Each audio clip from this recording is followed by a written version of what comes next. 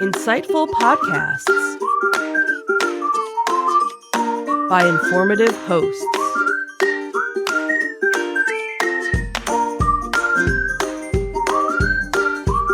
Insights into Things, a podcast network.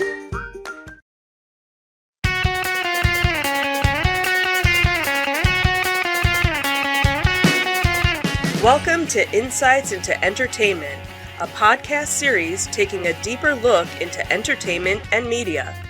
Your hosts, Joseph and Michelle Whalen, a husband and wife team of pop culture fanatics, are exploring all things from music and movies to television and fandom. Welcome to Insights into Entertainment. This is episode 55, Bobbing for CEOs. I'm your host, Joseph Whalen, and my beautiful and vibrant co-host, Michelle Whalen. Hi. That would be your cue. Oh, hi. As if this is the first time we've done this. Isn't it? So, we have a very busy show today that almost didn't go off because I woke up with a migraine. So so we'll see if we can glad to see that you're feeling better. See if we can muddle through this. So, in our Disney Detective segment, we will be talking about none other than my best friend, Bob Iger, and his new replacement, which I can gleefully say, it doesn't matter who it is, as long as he's got a replacement. Stop. Bob Chapek is his name? Sure. We'll go with that. So we'll learn how to pronounce it. I was going to say, give it a couple of months and we'll figure out how to really pronounce it. Then someone sank the Jungle Cruise boat. Hope it wasn't for a publicity stunt, but we'll see. Oh, you never know. In Star Wars Insights, we will talk more news about the High Republic and how it can correct some of the sequel trilogy mistakes, and there are many. Mm-hmm. We'll talk about some amazing tricks the Mandalorian is using that could change TV and movies forever. And in our entertainment news, we have news that Steven Spielberg is not directing the new Indiana Jones film, and that sort of has fans kind of up in arms. And speaking of fans up in arms, there's more outrage over Mulan, and it keeps intensifying. Then we'll talk about our insightful picks of the week and some upcoming events that we have, that some of which, or most of which, I hope will be attending. Mm-hmm. So, busy show. Are we ready to get started? Sure. All right. Let's do it.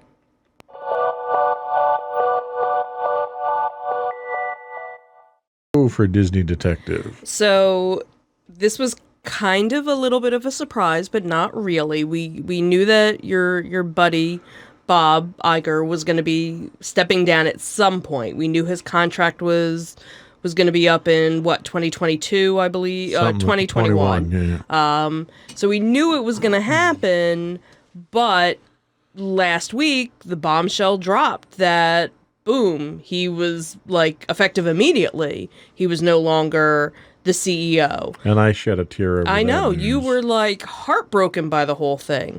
But have no fear, he's not going anywhere. He's just kind of been moved around and, still basically part of the company until the end of his contract in, like we said, 2021. So we have a new Bob to befriend, Bob Chapek. He's from Indiana. He's been with the company since 1993. He actually was at Heinz and Walter Thompson and joined Disney in 1993. And he actually started off as an executive for Buena Vista Home Entertainment at the time when they had the home video. So he went from making ketchup to Disney. Sure, why not? That's ironic. Yeah, I guess. So a little bit about him. He's been married for 40 years. He's 60 years old. And he has an honorary doctorate and blah, blah, blah. He has 3 kids. At the time, Iger right now is 69, so you figure he's probably, this new Bob is going to be around, for a little while. In his 27 years at Disney, he's worn many different, internal hats. A large chunk of his experience comes from the home entertainment sector.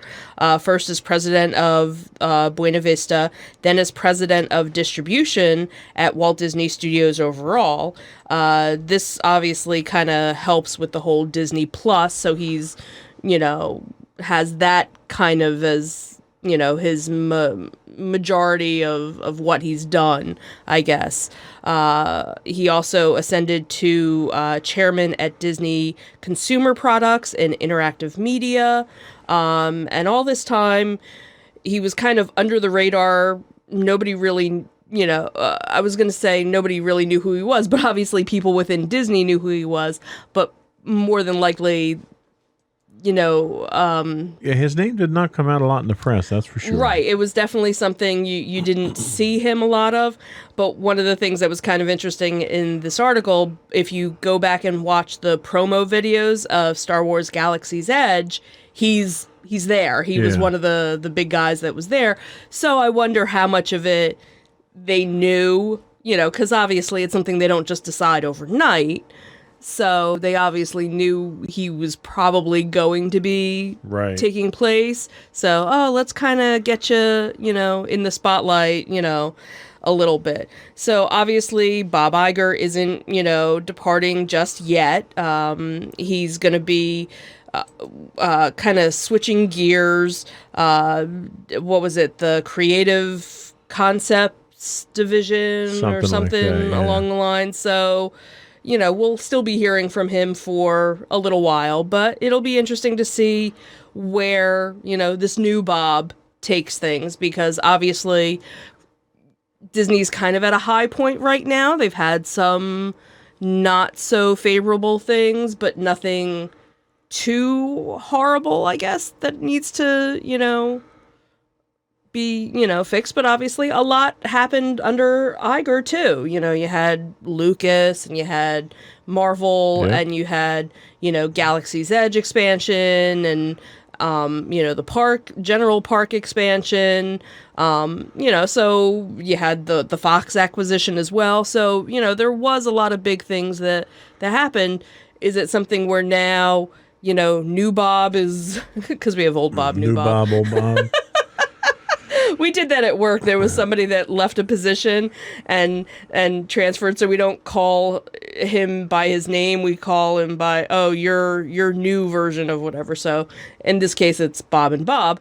But I wonder if it's more new Bob is basically going to maintain things or help bring it in. Because don't forget, you have a lot of expansions that are still in the process of going on in terms of Epcot and the parks, and so is he gonna just be there overseeing everything? Well, that's the thing. My question here is more: is this a long-term arrangement, or is this a transitionary arrangement where there's so many irons in the fire now that he's going to come in, manage those, and when all that's done, then what happens? Is he going to be gone, and then they're going to bring in a long-term CEO? Right, because that's the other thing too, is that Bob Iger is only 9 years older, but he's been doing this for 15 years. Right. So, looking at the math of things, okay, by the time all these expansions and everything are finished, is new Bob going to basically, I'm also curious what the deal was with the timing. Like, they knew that Iger was going to be out in why a couple do of years. it? Why do it now? Yeah, did something else happen? Or are we going to hear more later on that something else, happened? Why do it so, abruptly, I guess? Well, and, let's just remember the most important thing here is Bob Iger's out. That's really the important thing. I knew you were going to say that. So tell us about Sinking the Jungle Cruise book. Jungle Cruise book? Sorry, the Jungle Cruise boat. I was like, what book? So on Thursday, this was kind of funny but kind of scary, I guess, was a Jungle Cruise boat sank into the murky waters at Disney's Magic Kingdom in Orlando, putting passengers at grave risk of encountering attacks from wild ducks. So the news actually first broke by Blog Mickey, which obtained a photo of patrons clinging to a boat as it went by. Went down. While it went down. And then one guest on the boat actually posted on Twitter, and then that picture kind of went viral, of people, reposting it and whatnot. Disney confirmed with BuzzFeed News that the Jungle Cruise boat took on some water and that the park immediately called the Reedy Creek Fire Department to respond to the incident. Everyone obviously got out of the boat okay, and the attraction was actually reopened about an hour and a half after the fact. So what was really funny was just all the reactions to it. So, there were people, that posted, it'd be really scary to be, to sink because the water is full of crocodiles and hippos. Now, obviously, if you've never been on the boat, you don't understand the joke behind it, but it's a boat ride through, the Amazon or different fictional or not fictional, a riverboat, and all the animals are fake. None of them are real. It's all audio animatronics. One of the... Yeah, the only real animals are the ducks that fly in. Right, exactly. Ducks that fly in. Somebody else, one of the areas when you're on the ride is... you go under or you go behind a waterfall, and they always say, the eighth wonder of the world, the backside of water. And one of the jokes was, look, the inside of water, because they had, the water in the boat. And then there was, like you had kind of mentioned, somebody had tweeted, I know Disney needs publicity for the new Jungle Cruise movie, but sinking a ship with guests in it seems kind of extreme. Yeah. And I kind of feel bad, for guests who this was like their first time ever, to Disney World on the Jungle Cruise, and that's their first experience of a sinking ship. Well, yeah, I mean, not only do you have to sit through the really bad jokes on the Jungle Cruise itself, now you're going to sink too. Right. But the other thing too, because I was talking about this with one of my friends at work, was I was pretty sure that the boat wasn't free float. Well, it's a floating boat on rails. Right, it's a floating boat on rails, so it just didn't seem like it was possible that it could. Well, and the water's not. Yeah, I was going to say, we know the water's not very deep. You're looking at maybe a couple feet of water. Right. So they were going to be, okay, but it was just kind of funny.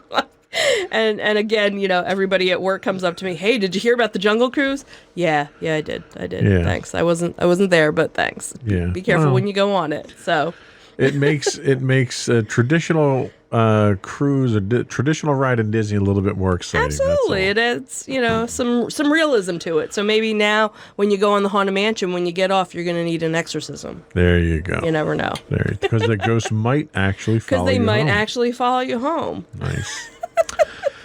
Well, that was all we had for our Disney Detective. We'll be back with our Star Wars Insights.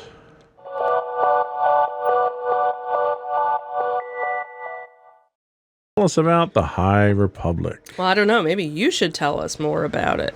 No. Since you probably know more about it than I do. That's okay. It'll be an educational experience. Oh, is that it?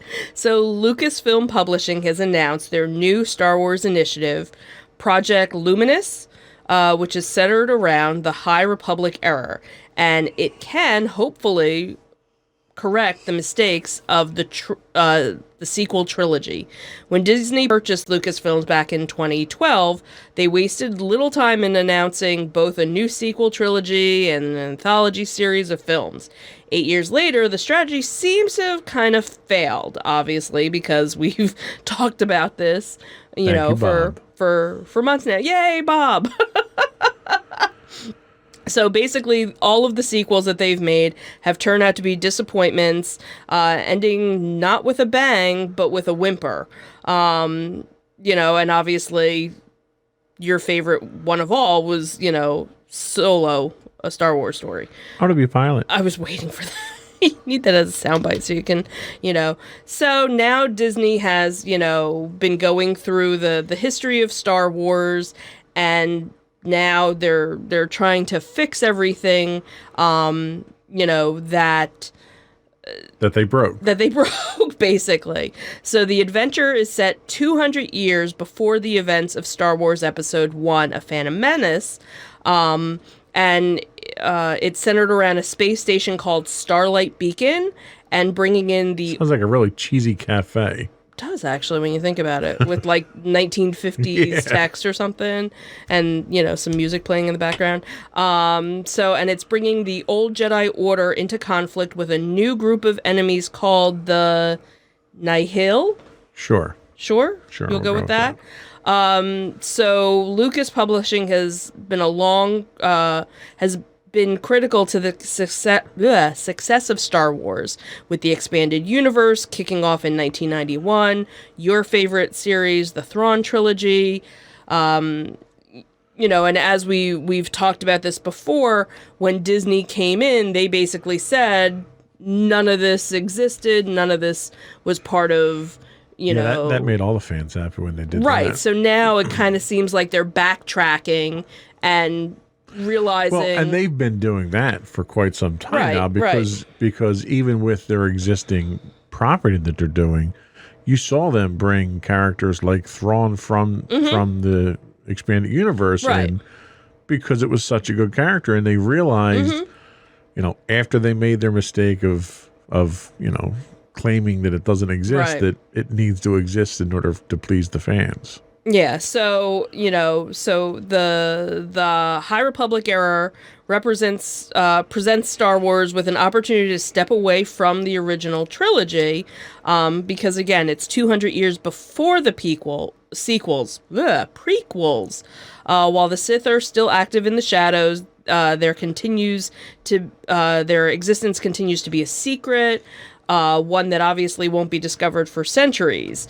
The other interesting thing is that when you think of all the various characters who are in the modern trilogies, you have one that's 900 years old, so more than likely Yoda is going to make some sort of an appearance in this. And as we were talking the other day, the lifespan in the Star Wars galaxy is much longer.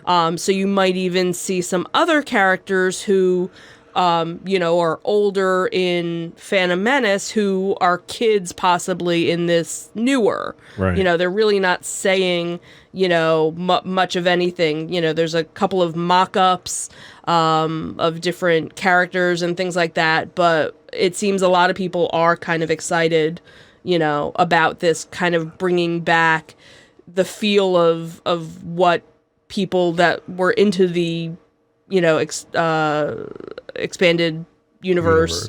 Kind of want back. So I can't help but think they could have come up with a better name. You call it Star Wars: The High Republic, I just picture a bunch of Jedis sitting around the temple getting stoned. Now, if they call it like 420, then it's a whole other Star Wars. So the High Republic. Okay, sure. This is the period of the Republic where they've actually allowed marijuana use. I was gonna say, is Mace Windu around? Because you could totally see him like hanging out. So anyway, moving right along. So Mandalorian, what tricks of the Mandalorian? So this was actually really cool. The article was actually from tomsguide.com. And there was a really interesting video showing how they film a lot of the scenes. Nowadays there's so much CGI and blue screen and green screen and all that. Well, this kind of takes it to the next level. And what it is they're kind of in like a 360 surround screen, I guess, but the screen is live. The actors see what's, behind them and everything. So, within a day's shooting, they can be in a snow a snow background and then be in a desert background with, all in the same day without having to travel. They can, be in a shipyard or on a battleship. And, basically it takes them about, I think they were saying in the video, it takes them about 24 hours to render the background in the computer. And basically you're in this big computer game, really. It's not virtual reality because, again, the actors see it. So they only have to, wherever the actors are standing, they put various set pieces there, but the whole background can be something. And if, they don't like the way a mountain looks, they can move the mountain and still, film the shot and stuff. So it was just really kind of cool because, again, when you see, the various movies where they do, the green screen or the blue screen, the actors don't have any clue of where, what they're looking at or what's in their background, where with this, the actors can actually point at something and they see it. And it was neat because they did kind of like a side-by-side of what it looked like when they were shooting it and what they looked like when, post-production, and not really a whole lot had to be, fixed on it because a lot of it's already there. So it's kind of cool because it's almost like bringing the gaming world, into Well, and that's the thing. They're production. using Unreal Engine to actually do the rendering, which is neat. And it's funny. This is similar to a technology that they had developed. LucasArts had developed it back when they were developing the Star Wars 1313, which was the bounty hunter style game in the underlevels of Coruscant. And what was revolutionary about that, like this, was they were able to render real time. So, for instance, with that technology, they could render a suit of armor on you. So, at the click of a button, you could go from being Boba Fett to a stormtrooper to a droid to whatever. And real time, the computer engine would render this over top of you, sensing your movement. So you could raise your arm, walk, do whatever, and it would actually put the armor on you realistically looking. As a motion capture. And it sounds like, just short of a Star Trek holodeck, that this is really what they were going for. And that was the thing. In the article, they talk about, they kind of hint like, this is like, finally the hologram from Star Trek that we've been waiting for, so it'll be interesting to see if they use it for anything else, like if, like virtual reality gaming, instead of having to wear goggles, you go into like a little pod room, like a hologram, a holodeck. Well, and that everything, was when we did Pirates of the Caribbean, down at Disney Quest, before, and it was a room that all the walls were were screens. So the same type of technology. But the one thing that I like about The Mandalorian is it's not all technology. They still do practical effects. No, they do. And what they're doing on The Mandalorian is exactly what Lucas was going for on the prequel trilogies that he failed on, mind you. And that was the blending of technology and practical effects to get a realistic look. When you look at Revenge of the Sith, which was filmed entirely on a soundstage. It has a completely different it has a completely different feel. It's too antiseptic. And I think they capture the true essence of filmmaking with Mandalorian. So, very cool. I think that was it for our Star Wars Insights. We will come back and do our entertainment news.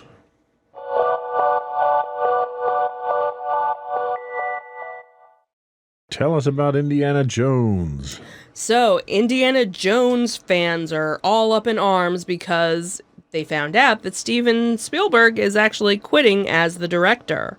So, the filmmaker is still going to be part of the project. He's going to be a hands-on producer and is expected to give the directing reins over to James Mangold, who directed Ford vs. Ferrari. This'll be the, that this will make the untitled fifth Indiana Jones film the first in the franchise's 39-year history not to be directed by Spielberg. His decision was inspired by a desire to pass the character's legacy along to a new generation to bring their perspective to the story.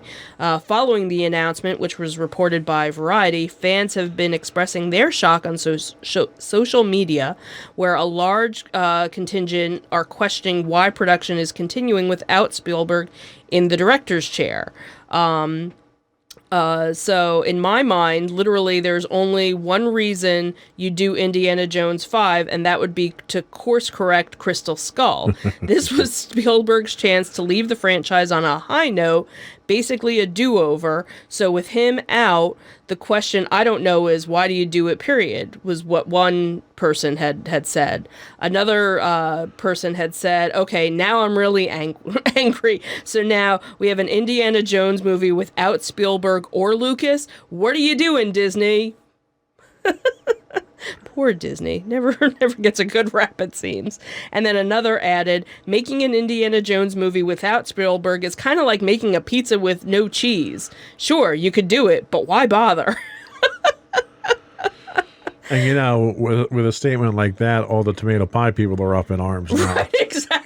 Like, no, tomato pie is still good. You know, and then another added that the lack of Steven Spielberg in the director's chair, along with George Lucas not producing, means Indiana Jones has joined Star Wars as one of the defining cinematic franchises that are now just another piece of Disney. Yeah.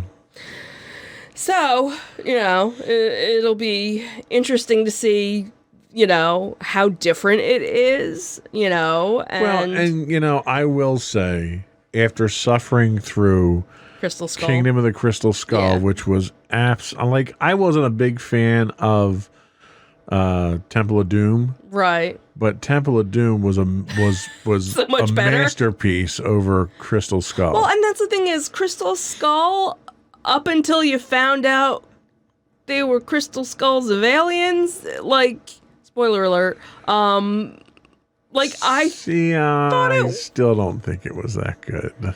Like, you know what it is? I kind of go in with it.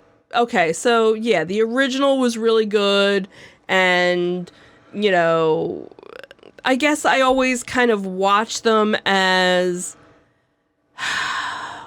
like, not cheesy remakes of 50s adventure movies, I guess. Like, they were different than that, but, like, that's how I kind of felt Crystal Skulls had become, right? I guess. But I kind of go in it, you know, and okay, just entertain me and, you know, whatever. And okay, look, the Nazis are here again. Okay, we're still fighting them. But then when you had... No, it was the Russians in Crystal Skull. Oh, it was the Russians, that's right. I'm sorry, because it was like the 50s by then. We weren't doing... He got into a lead-lined refrigerator. Yes, I know, and the refrigerator. I understand. I know, I got it. But Crystal Skulls of Aliens, that's where, like... That's kind of where I was at that disbelief. Like, the refrigerator, yeah, okay, but... So you would have bought the refrigerator. I totally... Well, we when we saw it, we were kind of like, I don't think he would have lived. I think he would have died in that. Like, but it was a little bit more, I don't know, than Crystal Skulls of Aliens. I don't know. That's just... Dude, stop beating up on Baby Yoda. Sorry, Baby Yoda. Speaking of Crystal Skulls of Aliens...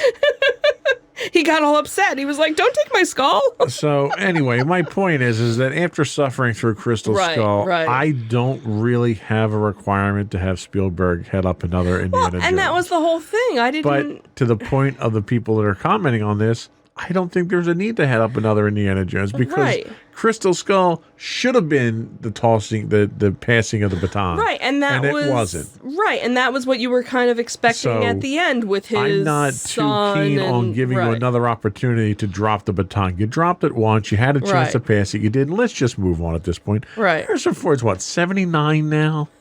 Like, come on. How many more adventure movies are you going to get out of him? I don't know. Anyway. Keep the outrage going. Let's keep the outrage going and let's talk about Mulan.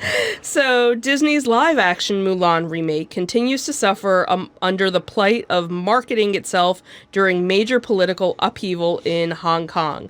Most recently, a new TV spot for Mulan, posted on its official YouTube channel, is being rating bombed by down votes, overwhelming upvotes by nearly 4-to-1 ratio. At the time that this article came out, the trailer had 2,400 likes and 9,100 dislikes.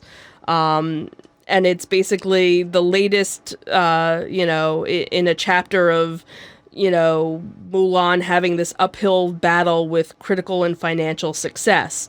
And really, it kind of comes down to a lot of the issues in China and Hong Kong. There's a lot of political stuff going on, and it's really all political based. It has nothing to do with the quality of the movie. Obviously, Disney made the animated version in 1998. It didn't really have a very Chinese cast in a lot of the characters. There were a couple of issues that people, that Chinese heritage had with it and whatnot. So when you see the commercials for the live action, it looks like they are trying to fix all of those mistakes that they made. But again, because of all the political unrest that's going on, that's where the problem seemed to be. So it's one of those, is that going to affect the U.S. market or really just the overseas market, at this time? So there's no release date for the movie in China at this point. So it's kind of like, they don't even want it released, but obviously it's going to be, released here. So it'll be interesting to see, how it does. They spent $200 million to make this movie. Disney's been doing fairly well with their remakes, but it's not a musical, whereas you had... how does Disney make a film that's not a musical? As far as I know, it's not a musical. I was waiting for them to make Star Wars the musical. So you had Lion King that came out, and you had Aladdin, so it'll be interesting to see how this does, because some of the characters that were in the animated version aren't in this version, so it's a little bit different of, storytelling. So I guess I'll be honest with you, I've had a very difficult time getting into the controversy about this. It's about as interesting as the taxation of trade routes in a Star Wars plot. Okay, it's hard to get interested in something like this when it's just watch the movie, political stuff, right? Yeah. Enjoy the movie for what it is. Absolutely. Be thankful that Eddie Murphy's not going to be in playing the part of an Asian somewhere here. Right. Well, and that's the thing, is that the cast, is, they and it was kind of the same thing with Aladdin too. They cast, when the animated feature came out, they, cast anybody in the various parts, but they were more right. It's nice to see that Disney is not as interested in making profit from cultural appropriation at this point in time. Right. That you may actually see, Asian actors and actresses playing Asian characters. Right. So I think, if anything, focus on that. We've spent a good half of the show bashing Disney already. I'm not going to bash them over this. not when you've got Hong Kong and China fighting it over for political stuff. Right, it's just it's idiotic. Yeah. So it's entertainment, people. If you don't want to go see it, don't go see it. Exactly. It's that simple. So that was all we had for entertainment news. Yep. We will come back with our insightful picks of the week.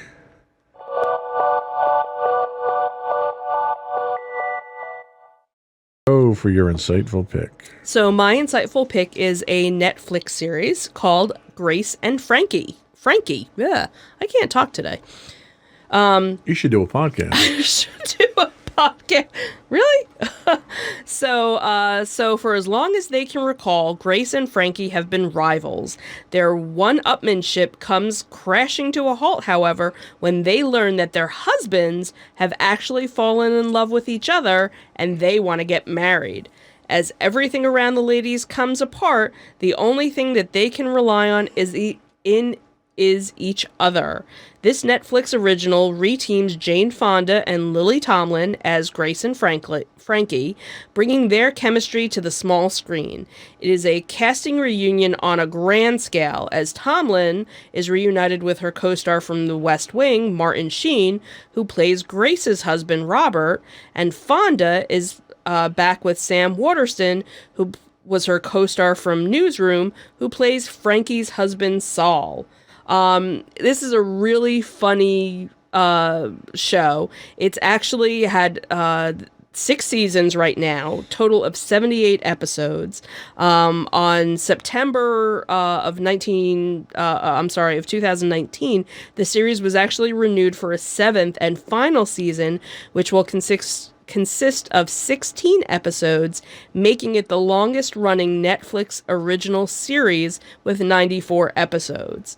Like I said, it's a really funny show. If you've, ever watched, old TV shows or old movies, a lot of older celebrities who you haven't seen in a while make guest appearances in various little parts. So the premise behind it obviously is, these two couples, the husbands and want a divorce because the husbands have actually fallen in love with each other, and they go and get married. The two, ex-wives are like, now what do we do? So they end up moving in together, and they're as different can be.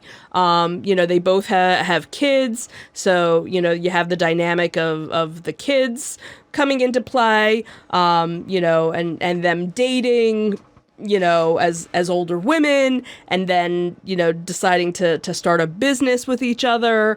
And it's a really cute show. Each episode is about a half hour long, so it doesn't take too long to go through. And it's just nice seeing, Jane Fonda and Lily Tomlin, interact. And Lily Tomlin's like this total hippie, chick, and Jane Fonda's this straight-laced, alcoholic, basically, and just how, her... A straight-laced alcoholic. Okay. That's really, and just how the two of them are always there for each other, and, the dynamic of their children. The one has 2 sons, the one has 2 daughters, and, everything, back and forth, but, between everybody and the family dynamic. And it's just, a good comedy if you're looking for something. And again, it's been out. I started watching it, I think, when it was already on the 4th season. I hadn't even heard about it, and just kind of found it and binged it. And the new 6th season came out just a couple of months ago, and now at least there's one more season, to go. So cool. Highly recommend it. Nice pick. Thank you.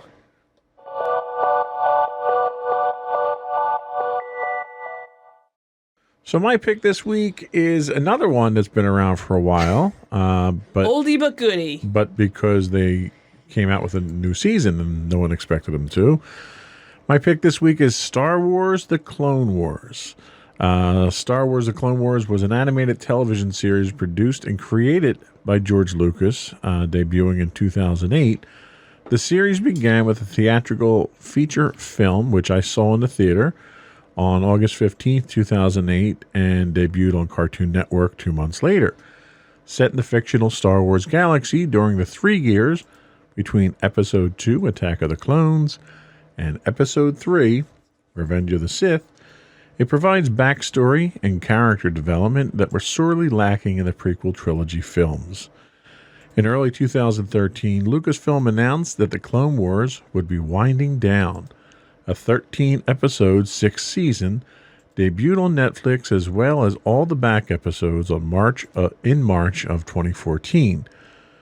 While the show did seem to have a logical progressive end, it left a lot of questions about existing characters between the end of the series and the start of Episode 3, Revenge of the Sith. It sort of left them in limbo, leaving fans wanting. With the launch of Disney's streaming service, Disney Plus, it was also announced that the Clone Wars would be brought back for a 7th and final season. That season launched on Disney Plus on February 21st of this year. 2 episodes into the 7th season, the show has picked up where it left off. The same characteristic strong writing, complex plot lines, and detailed character development are all in play once again. The 12-episode season would supplement the 13 of the 6th season, rounding out a full 20-plus episode season combined, and hopefully bring the story to a proper conclusion. I watched the first 2 episodes of season 7. I did go back and I remember you were watching. I binged the 6th season because I hadn't watched all of that previously, just to be up to speed on it. And I have to say, the first 2 episodes were interesting. My concern is that they're kind of introducing more characters that they've only got 13 episodes to sort of, clear finish up them off or right, not finish and them off, they haven't cleared up anything yet. So I'm hoping that it winds down fairly quickly in the remaining episodes. So Star Wars: The Clone Wars Season 7 and all previous episodes are streaming now on Disney Plus. Very cool. And we will come back and talk about some upcoming events that we haven't beat into the ground yet.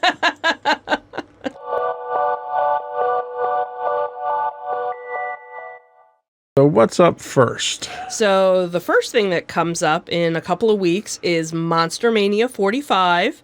That is in Cherry Hill at the Crown Plaza. That is March 13th, 14th, and 15th. Ticket prices, if you do an all-day or all-weekend pass, it's $60 or $25 for each day. Kids 10 and under are free. Various different horror actors from, various different movies will be there. They usually have a bunch of different vendors selling various horror type things or even non-horror toys as well. But usually if you're into horror, this is definitely the one you want to go to, to find that unique, one of a kind, item, that you've been looking for. Then later on in the month, at the end of the month, is the Delaware Train Show on March 28th. And then on March 29th is the April Fool's Toy Show. Both are in Newcastle, Delaware at the New Shrine Center. Shrine. Thank you. Both are $5 for admission on either day. We've never gone to the train show because we don't collect trains, but if you are into... Or shows. We don't collect shows either. We don't collect shows. But if you're into, trains, that would probably be a good one to go to. The toy show, as we've mentioned, kind of flea market-y. You're not going to find anything that's, brand new. Some things you do, though. But for the most part, it's older, toys. And like we've mentioned before, a lot of people that go there are really just going to show their stuff. They don't want to sell it. But you never know. Then, of course, we have the Great Philadelphia Comic Con, which is April 3rd through 5th at the... Teaser face. You're so excited. I'm actually kind of excited that he's there, too. Yeah, and Jason Isaacs. So how creepy is he? He really is. So 3-day ticket for that is about $70 or $30 for Friday, $45 for Saturday, and $35 for Sunday. As of right now, it looks like they still have a bunch of guests that they have yet to announce. They also haven't listed any of the panels yet. So I'm sure because of, you having the Guardians of the Galaxy guys there, there's probably going to be a panel for that. There's probably going to be a Doctor Who panel because you got a couple of doctors that are going to be there. So that'll, as it comes out, Is there a doctor in the house? Probably. I did see that for cosplay, the adult contest is on Saturday and the kids is on Sunday. So just saying, if Okay. Just saying, and again, they'll probably have a Harry Potter and they'll have, Battlestar Galactica. Usually whenever they have multiple of, a certain show, that's the panel that they're going to have. Then the beginning of June, we have Pop Mania 1, which is back to the Crown Plaza in Cherry Hill. Same ticket prices as Monster Mania, $30 for the whole weekend or $25 for each day. And looks like they're going to have, some Walking Dead people here. Normally the Walking Dead people are usually at Monster Mania, but maybe it was a timing issue. So, that could be what. And this is the first one that they're doing. That's the Pop Mania. And then, of course, Wizard World, June 19th through 20th.